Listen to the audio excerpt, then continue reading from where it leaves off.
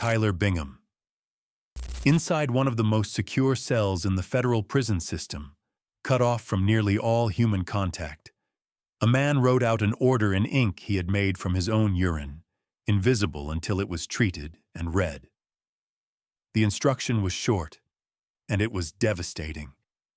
Start a race war. By the time prosecutors finished building the case around him, they would describe it as the largest death penalty trial in the history of the American justice system. Tyler Bingham was born in 1947, and somewhere along the way, he climbed to the top of the Aryan Brotherhood, a neo-Nazi gang that runs much of its operation from inside prison walls. This was an organization built on a simple and brutal rule. You joined for life, and the only way out was death. Bingham sat at what the gang called the commission level, the small circle of men who gave the orders rather than carried them out. He did not need to hold a weapon himself. A word from him was enough. And the orders he gave got people killed. Federal prosecutors tied him to the murders of two inmates, Frank Joyner and Abdul Salam, killings ordered as part of a campaign to set black and white prisoners against each other.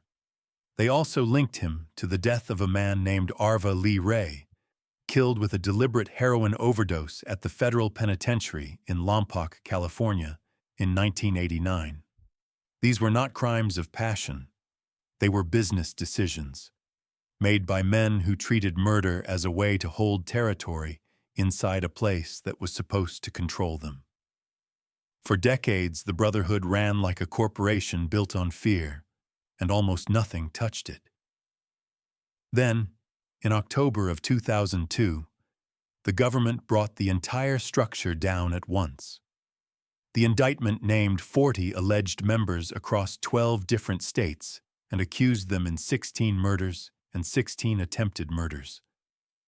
21 of the defendants were eligible for execution. The document ran more than 140 pages, and it laid out 32 killings and attempted killings stretched across 3 decades. That message, written in invisible ink, smuggled out of a sealed cell to ignite a prison-wide race war, became one of the most chilling pieces of evidence in the entire case. And no, I am not making that up. Witnesses even testified that the imprisoned mob boss John Gotti had paid the Brotherhood for protection behind bars, which tells you something about how much power these men held even while locked away. Bingham went to trial in Santa Ana, California, alongside Barry Mills, Edgar Hevell, and Christopher Gibson. The jury deliberated for 2 weeks and worked through nearly 80 separate questions covering 8 murders, 8 attempted murders, and a sprawling drug operation. Prosecutors painted a picture of a criminal enterprise so disciplined that it issued kill orders through coded letters and trusted couriers, operating like a shadow government inside the federal system. In July of 2006, they convicted him. But here is the detail that decided everything. The same jury that found him guilty was then asked whether he should die for what he had done, and they said no. Bingham was sentenced to life in prison without the possibility of parole. The Ninth Circuit later affirmed his conviction in 2011, and the door on his appeals closed. Today, Tyler Bingham is held at the Federal Supermax in Florence, Colorado, the most restrictive prison in the country, a facility built specifically to keep men like him from ever reaching another person again. Inmates there spend the better part of every day alone in a concrete cell, their contact with the outside world reduced to almost nothing. It is the one environment designed to take away the only weapon Bingham ever really needed, which was his ability to send a message. His co-leader Barry Mills, who was already serving 2 life terms for nearly decapitating an inmate in Atlanta years earlier, died inside those walls in 2018. Bingham is still there, still alive, still serving a sentence that ends only one way. Bingham needed an entire network of followers to carry out a single order. The man who comes next needed no one at all. He killed with his own hands, and the people who died trusted him completely, because they believed he was the one keeping them alive. Michael Swango. Patients kept dying on the shifts of one young doctor, and for years nobody could quite explain why. Hospitals had their suspicions. Some of them quietly pushed him out and let him move on to the next state, the next institution, the next set of people who had no idea what was walking into their rooms. By the time the FBI finally caught up with him, investigators believed he might be responsible for as many as 60 deaths. Michael Swango was born on October 21, 1954, in Tacoma, Washington. On paper, he was a physician, the person you are supposed to trust most when you are at your weakest. In reality, he was poisoning the people in his care, injecting them with lethal substances, and then standing by, often offering to help, as their bodies failed. The warning signs came early and loud. In 1985, while working as a paramedic in Quincy, Illinois, he was convicted of poisoning his own co-workers with arsenic, lacing their food and drinks, and then watching, almost clinically, as they fell ill. He served 2 years of a 5-year sentence. That conviction should have ended any medical career forever. Instead, Swango forged documents, adopted false names, and slipped back into hospitals as if nothing had happened, exploiting a system that rarely checked as carefully as it should have. You would think someone would have said something. Nobody did, at least not loudly enough to stop him. He eventually pleaded guilty to 3 murders at the Northport Veterans Affairs Medical Center in New York, deaths that occurred in 1993, and later to the 1984 killing of a young patient at Ohio State, a 19-year-old gymnast who had come in for treatment and never left. A journalist who spent years investigating him estimated the true number of victims at around 35. The FBI suspected it could be far higher, with possible victims stretching from American hospitals all the way to Zimbabwe. What makes Swango different from almost every other name on this list is what he wrote about himself.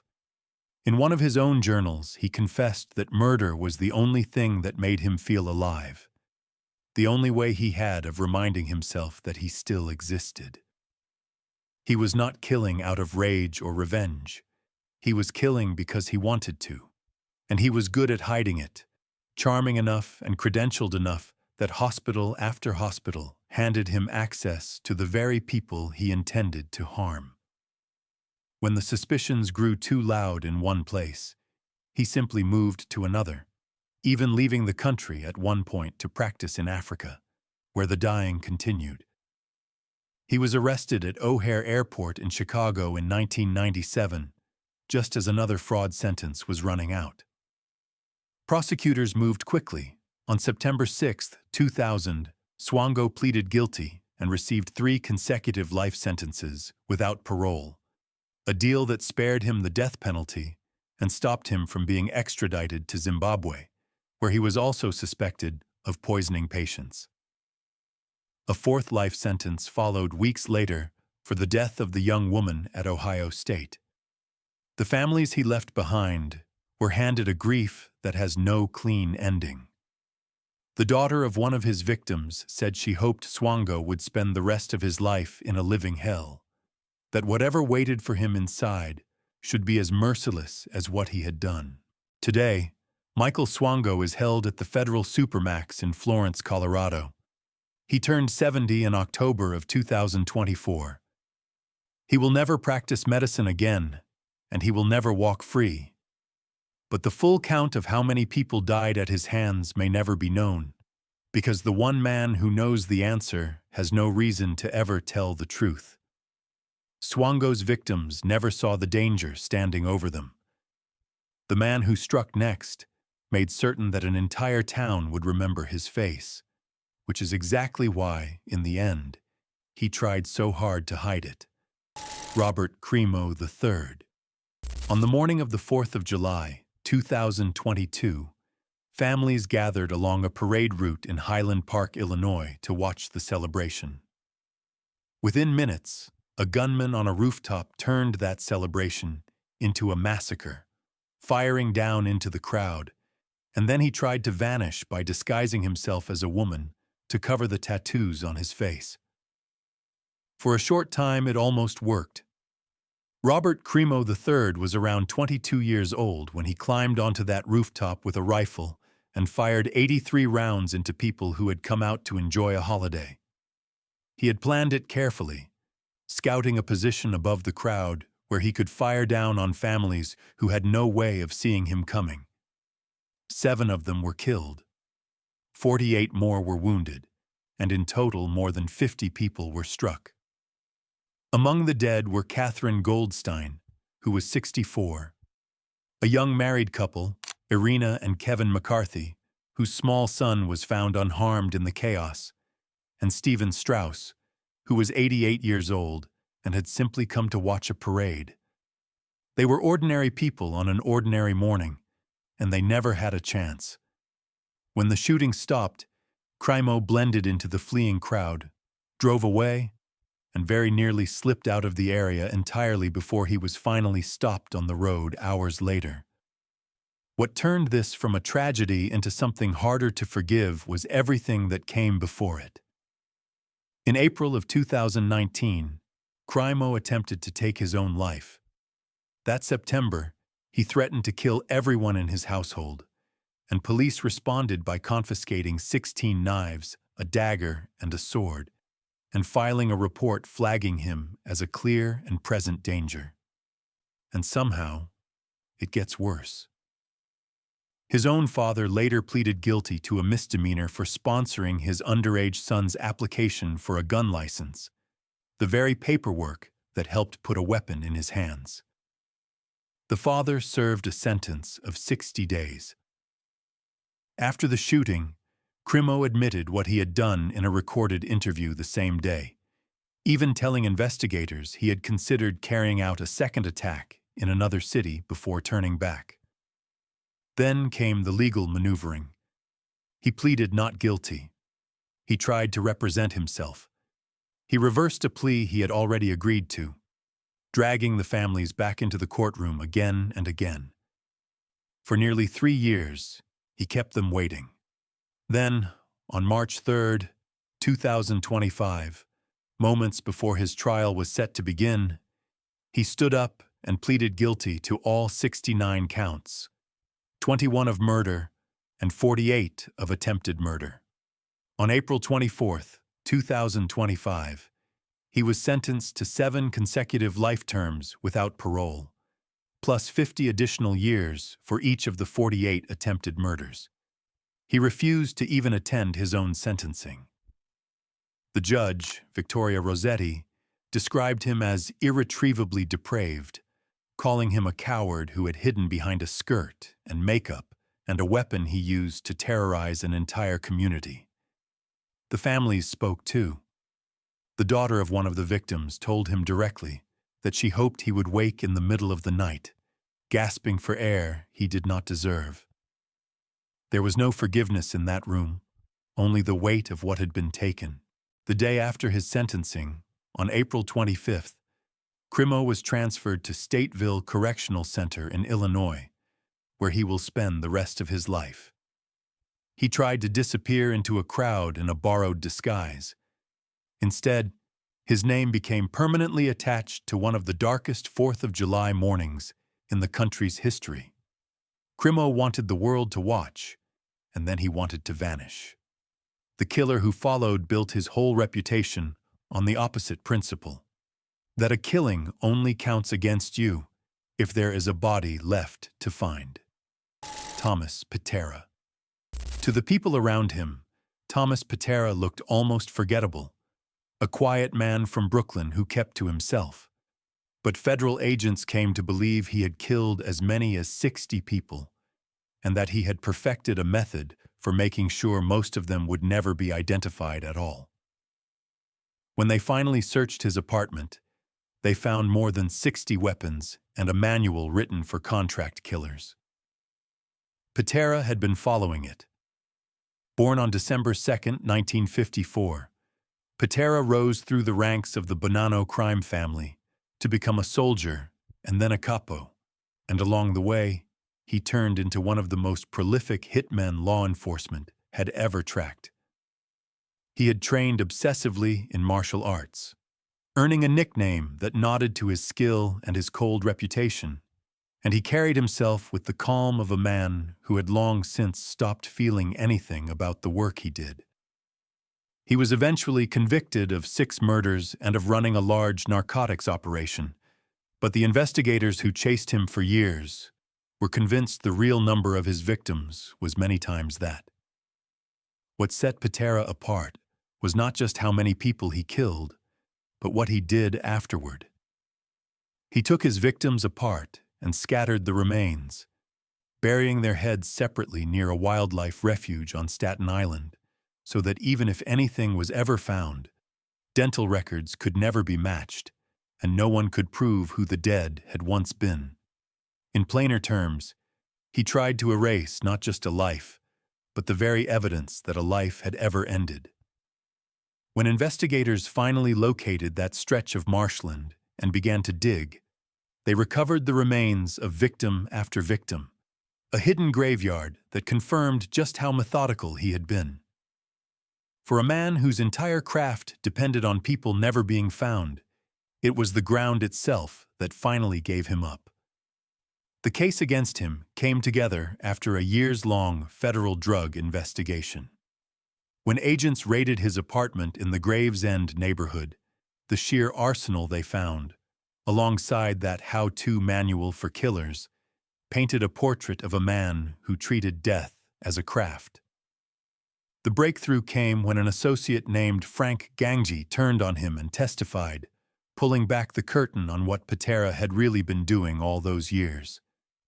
He was indicted in June of 1990, and his trial ended in conviction on June 25, 1992.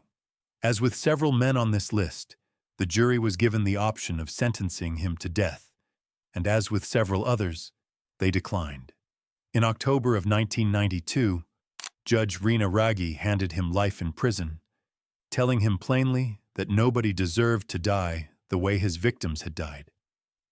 Then came the moment that revealed exactly who he was. After hearing that he would spend the rest of his life behind bars, Patera reportedly smiled and gave reporters a thumbs up, as if the whole thing had been a game he was content to have played. One of the federal drug agents who had hunted him put it without any hesitation, describing Patera as a psychopath and an animal, a man with no recognizable line he would not cross. Today, Thomas Patera is reported to be serving his life sentence at the federal penitentiary at Big Sandy in Kentucky. The men he killed were meant to disappear without a trace, their identities erased in shallow ground. Instead, it was Patera who disappeared, swallowed by the prison system, while the true scope of what he did remains one of the open questions of organized crime. Patera killed for money, one carefully hidden body at a time. The final man here was driven by something colder than profit, and the scale of what he helped carry out makes every number you have heard so far feel small. Terry Nichols. On the morning of April 19, 1995, a rented truck packed with explosives detonated outside a federal building in Oklahoma City. When the smoke cleared, 168 people were dead and more than 500 were injured, in what remains one of the deadliest acts of domestic terror the country has ever seen. And the man who helped build that bomb spent the next 30 years insisting he never meant for any of it to happen. Terry Nichols was born on April 1, 1955. He was not the public face of the attack. That was Timothy McVeigh, the man who drove the truck and lit the fuse. But Nichols was the partner in the shadows, the one who helped gather and steal the components, the ammonium nitrate fertilizer, the blasting caps, the racing fuel and explosives that turned an ordinary rented truck into a weapon capable of leveling a 9-story building.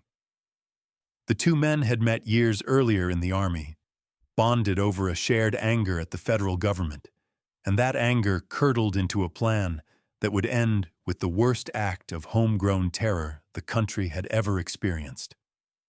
The federal building was not just an office, it housed a daycare center, and among the 168 people killed that morning were 19 children.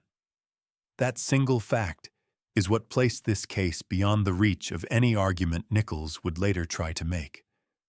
Whatever he claimed to have intended, the harm that was done was total, and it reached the most vulnerable people inside that building.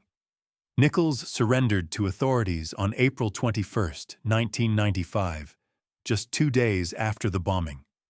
His federal trial took place in Denver, and on December 24, 1997, he was convicted of conspiring to use a weapon of mass destruction and of 8 counts of involuntary manslaughter for the federal agents who died. The jury could not agree on whether he should be executed, and so, on June 4, 1998, he was sentenced to life in prison without parole. But the state of Oklahoma was not finished with him. In 2004, Nichols faced a second trial, this time on state charges, and he was convicted of 161 counts of first-degree murder. 1 count for nearly every person who died who had not already been covered by the federal case. Once again, the jury deadlocked on the question of death. Once again, he was given life. This time 161 consecutive sentences, 1 for each life the state held him responsible for taking.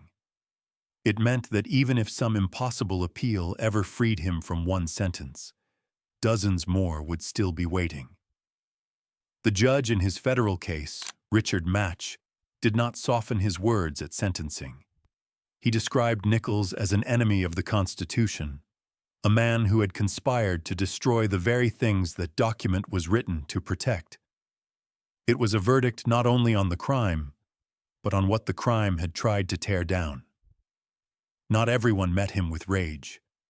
A grandmother who lost family in the daycare has said, in the years since, that she chose to forgive him, a decision that says far more about her than it ever will about him. Today, Terry Nichols is held in near total isolation at the federal supermax in Florence, Colorado. His appeals have been exhausted. He spends his days in a concrete cell, far removed from the world he helped shatter on a spring morning in Oklahoma City, and that is where he will remain for the rest of his life. Nichols helped bring down a building to strike at his own government. The man we turn to now also chose bombs as his weapon, but his war was aimed somewhere else entirely, and unlike Nichols, he managed to stay a step ahead of the law for years. If you're liking this video and you're not subscribed yet, now's the time. We drop new cases every day. Subscribe so you don't miss the next one. Eric Rudolph. For 5 years, one of the most wanted men in America simply disappeared into the mountains of North Carolina, while federal agents burned through an estimated $24 million trying to find him. He had bombed the Olympic Games, a women's clinic, and a nightclub, all in the name of an ideology he refused to apologize for. And when they finally captured him, he made it clear that his guilty plea was not an act of conscience. It was a calculation. Eric Rudolph was born on September 19, 1966, and by the late 1990s, he had become one of the most feared domestic terrorists in the country. Over roughly 18 months, he carried out 4 bombings driven by extremist anti-abortion and anti-gay beliefs, beliefs connected to a violent fringe movement that called itself the Army of God. The first attack was the one the whole world saw. On July 27, 1996, during the Summer Olympics in Atlanta, a bomb tore through Centennial Olympic Park, a crowded gathering space packed with visitors from around the globe. A woman named Alice Hawthorne was killed, another man died of a heart attack in the chaos, and more than 100 people were injured. For a time, investigators even suspected the wrong man, a security guard whose life was turned upside down in the press before he was finally cleared. But Rudolph was not finished. In January of 1997, he bombed a women's clinic in the Atlanta suburb of Sandy Springs. Weeks later, he targeted a nightclub known as a gathering place for the gay community. Then, on January 29, 1998, he struck a women's clinic in Birmingham, Alabama, an attack that killed an off-duty police officer named Robert Sanderson and left a nurse, Emily Lyons, with devastating and permanent injuries. After Birmingham, Rudolph vanished. He fled into the rugged Appalachian wilderness he had known since childhood and stayed hidden for more than 5 years, landing on the FBI list of the 10 most wanted fugitives, while a $1 million reward sat unclaimed. He survived on what he could scavenge and steal, living rough in the mountains, slipping past one of the most determined searches the country had ever mounted. The hunt became one of the largest and most expensive manhunts in American history. Put plainly, the government spent 5 years and a fortune chasing a single man through the woods, and still it came up empty, year after year, until people began to wonder whether he was even still alive. In the end, it was not some brilliant tactical breakthrough that caught him. On May 31, 2003, a young police officer in the small town of Murphy, North Carolina, found a man digging through a grocery store dumpster in the dead of night, searching for food. The officer had no idea who he was at first. That man, gaunt and unrecognizable after years in the wild, was Eric Rudolph, the most wanted fugitive in the country, brought down not by the millions spent hunting him, but by a routine patrol and a moment of bad luck. He pleaded guilty on April 8, 2005, and was sentenced to 4 consecutive life terms without parole, plus an additional 120 years. But there was no remorse in any of it.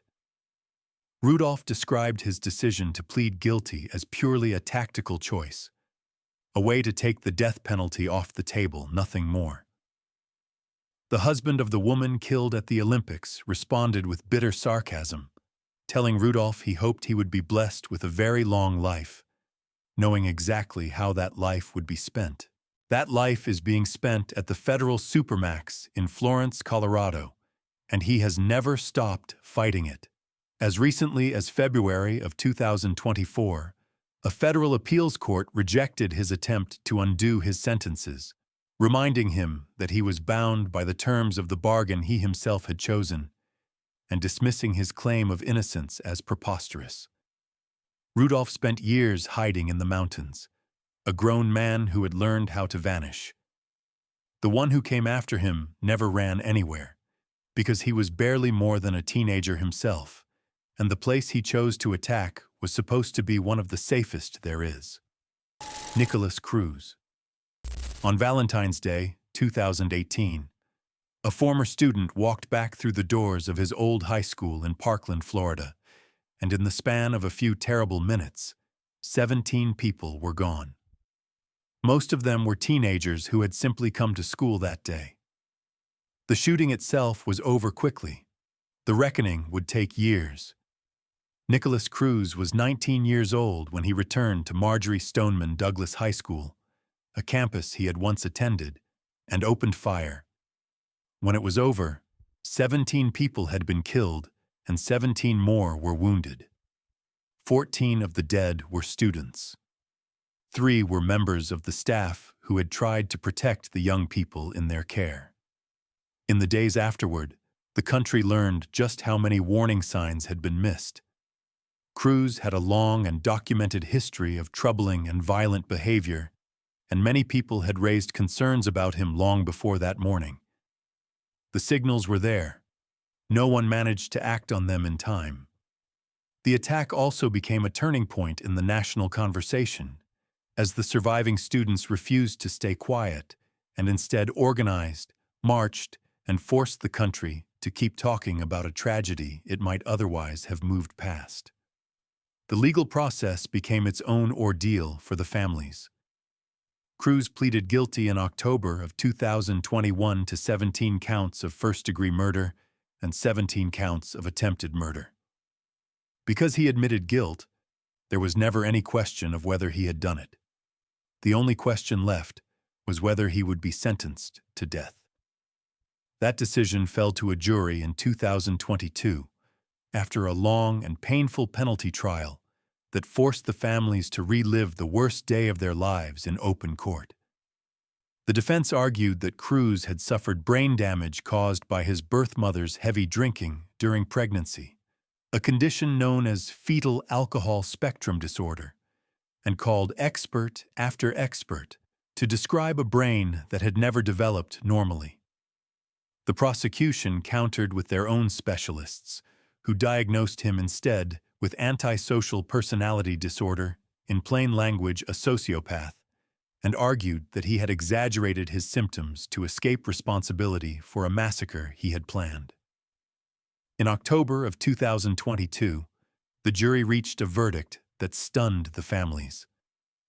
9 of the 12 jurors favored a death sentence, but under Florida law as it stood at the time, that was not enough. A death sentence required a unanimous jury, and so Cruz was instead sentenced on November 2, 2022, to 34 consecutive life terms without the possibility of parole. The families were left to speak their grief into a courtroom. The mother of one of the 14-year-old victims looked at Cruz and told him she hoped he would be miserable for every remaining day of his pathetic life. Others spoke of birthdays that would never come, of college acceptances that would never be celebrated, of weddings that would never happen. Even behind bars, Cruz kept adding to his record. Months after his arrest, he attacked a sergeant at the county jail and tried to grab the officer's stun weapon, an assault he later pleaded guilty to, and one that prosecutors used against him at his penalty trial. In a later civil settlement, one of the survivors, a young man who had been shot several times while shielding others, secured control over the use of Cruz's name, ensuring he could never profit from interviews or media deals. Today, Nicholas Cruz is in the custody of the Florida prison system, which deliberately withholds the name of the facility where he is held. He will spend the rest of his life there. Cruz left behind a mountain of warnings that everyone could see in hindsight.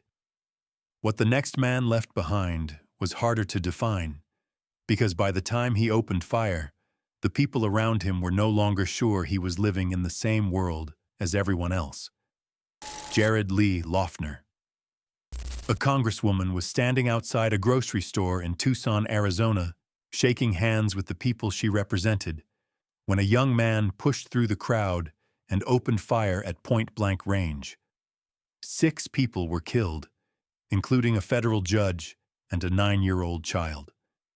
And the gunman turned out to be so detached from reality that the courts first had to decide whether he was even capable of understanding his own trial. On January 8, 2011, Congresswoman Gabrielle Giffords was holding an open meeting with constituents, the kind of ordinary democratic ritual that happens in parking lots and storefronts across the country. Jared Lee Loughner walked up and started shooting. Giffords was struck in the head and, against staggering odds, survived. 13 people were wounded in total. 6 did not survive. Among the dead were federal Judge John Roll, a congressional aide named Gabriel Zimmerman, and 3 other adults, Dorothy Morris, Phyllis Schneck, and Dorwin Stoddard. The 6th victim was a 9-year-old child, the youngest person there, who had come that morning out of a budding interest in how government worked. Loughner was tackled and pinned at the scene by bystanders, which almost certainly prevented even more deaths. But what came next set his case apart from most others.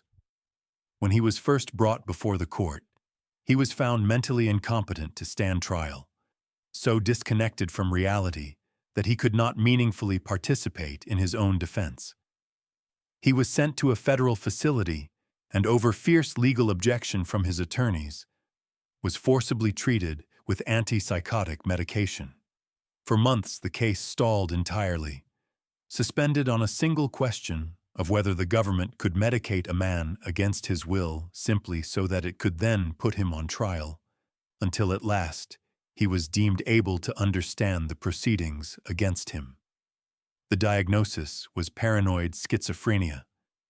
Loeffner had been spiraling for a long time, consumed by delusions, including a fixation on the idea that the government was controlling people through language and the mind.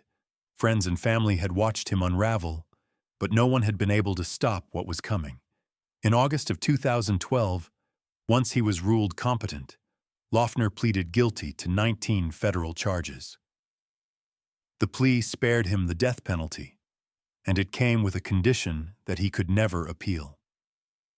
On November 8, 2012, he was sentenced to 7 consecutive life terms plus an additional 140 years. One detail from his treatment stayed with many who followed the case. According to the psychologist who treated him, as the medication took hold and reality slowly returned, Loeffner began to feel genuine remorse, and he wept most of all over the death of the 9-year-old child. The prosecutor explained the decision to forego execution simply, saying that while what Loeffner did was deeply wrong, it did not feel right to put a severely mentally ill man to death. Giffords herself survived and went on to become a national voice for change, relearning how to speak and walk through years of grueling rehabilitation, and refusing to let the attack define the end of her story. Her husband, the astronaut Mark Kelly, spoke directly to Loeffner with a defiance that became famous, telling him that he may have put a bullet in her head, but he had not put so much as a dent in her spirit. Kelly would later be elected to the United States Senate, a quiet kind of answer to the man who had tried to silence his wife.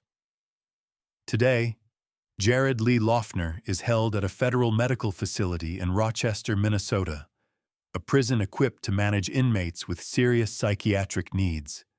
He will not be released. Loeffner acted from a mind that had lost its grip on what was real. The killer who comes next was his opposite in every way. He knew exactly what he was doing. He knew exactly who he wanted to hurt, and before he ever pulled the trigger, he wrote it all down for the world to read. Patrick Crusius. In August of 2019, a young man drove more than 600 miles across the state of Texas overnight, walked into a crowded Walmart in El Paso, and carried out what is now regarded as the deadliest attack on Hispanic Americans in modern history. 23 people were killed, and before he ever arrived, he had posted a document online laying out exactly why he was about to do it. Patrick Crusius was born on July 27, 1998, and grew up near Dallas. On the morning of August 3, 2019, after driving through the night, roughly 10 hours alone behind the wheel, from his hometown to the border city of El Paso, he entered a Walmart packed with families doing their back-to-school shopping and opened fire with a rifle. He had chosen El Paso deliberately, a city where a large share of the population is Hispanic, precisely because of who he expected to find there. 23 people were killed and 22 more were wounded. The victims ranged from a 15-year-old high school athlete to grandparents, and many of them were Mexican nationals who had crossed the border to shop that day, as thousands did. It was an attack aimed at people for no reason other than who they were. That was not a matter of guesswork. Shortly before the shooting, Crusius posted a hate-filled document to an extremist online message board in which he described his attack as a response to what he called a Hispanic invasion of Texas. The language echoed the rhetoric of a wider movement of racial hatred, and it left no doubt about his motive. He surrendered to officers at the scene and confessed almost immediately, telling them plainly that he had been targeting Mexicans. What followed was a long road through two separate court systems. In the federal case, Crusius pleaded guilty in 2023 to 90 charges, including hate crimes that recognized the attack for exactly what it was: a crime committed against people because of their race and heritage, and was sentenced in July of that year to 90 consecutive life terms. Then came the state of Texas. For years, the question of whether Crusius would face the death penalty hung over the case. In March of 2025, the local district attorney announced he would no longer seek it, and on April 21, 2025, Crusius pleaded guilty to capital murder in state court as well. He received yet another sentence of life without parole, on top of the 90 federal life terms already waiting. That is not a typo, by the way. He now holds the grim distinction of being the deadliest mass shooter in the country ever to be brought before a courtroom, because so many others died at the scene before they could be tried. His mental state became a central part of his defense.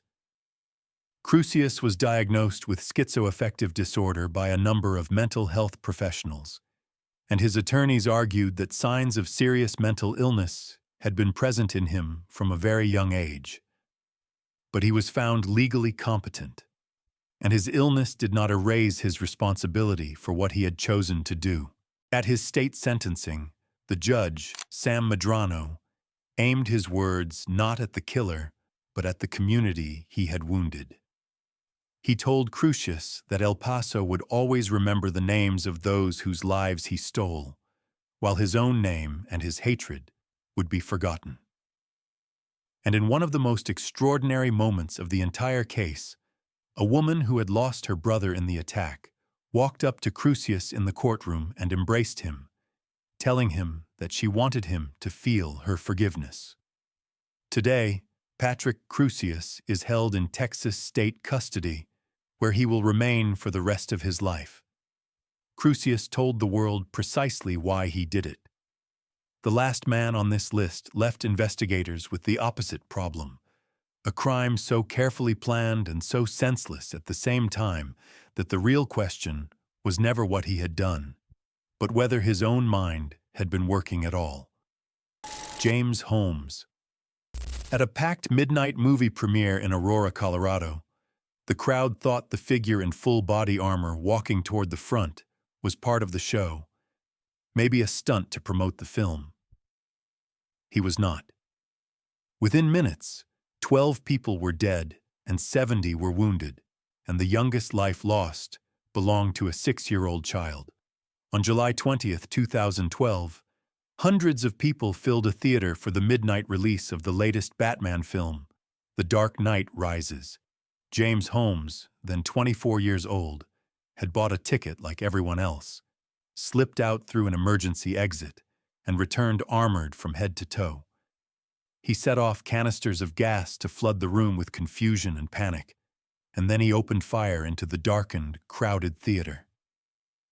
12 people were killed and 70 were injured, making it one of the worst mass shootings the country had seen up to that point.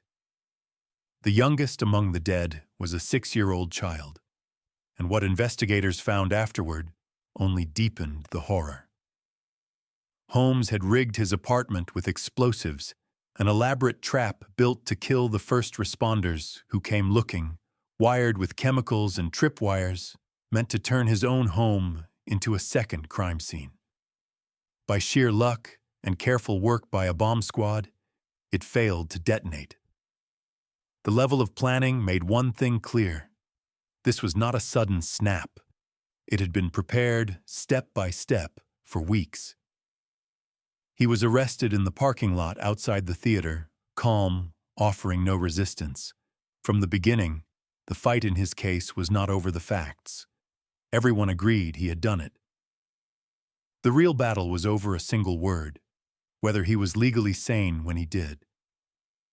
Holmes pleaded not guilty by reason of insanity, and the trial became a war of psychiatrists. Multiple experts diagnosed him with forms of schizophrenia. A court-appointed doctor concluded that Holmes was genuinely mentally ill but still legally sane, meaning he understood that what he was doing was wrong. A defense expert, a renowned specialist who had once examined the Unabomber, testified that he was legally insane. Adding to the medical picture, Holmes suffered a severe psychotic break in jail just months after the attack. In July of 2015, the jury rejected the insanity defense. They convicted him of 24 counts of first-degree murder, 2 for each life he took, along with 140 counts of attempted murder and an explosives charge. Then came the sentencing, and it came down to a single person. For Holmes to be executed, all 12 jurors had to agree. 11 were prepared to. 1 was not. A single juror, unwilling to send a man so visibly consumed by mental illness to his death, held firm against the other 11. Because of that lone holdout, Holmes was spared the death penalty and instead sentenced, in August of 2015, to 12 life sentences without parole, with an additional 3,318 years stacked on top, a number so large it exists only to make a point. He is never getting out. The judge who oversaw the case, Carlos Samur Jr., left no ambiguity about his view. He stated that it was the court's intention that the defendant never set foot in free society again, and then, in a moment that is still remembered, he simply instructed the sheriff to remove the defendant from his courtroom. Holmes did not stay in Colorado. After another inmate attacked him in prison there, he was transferred out of state, and today he is held at a high-security federal penitentiary in Pennsylvania. Far from the city, he turned into a crime scene on a summer night. Every one of these 10 men is still alive tonight, locked inside a cell they will never leave, while the people they harmed are left to carry the weight of what was done. None of them will ever walk free again. Thanks for watching. Click here for the next video.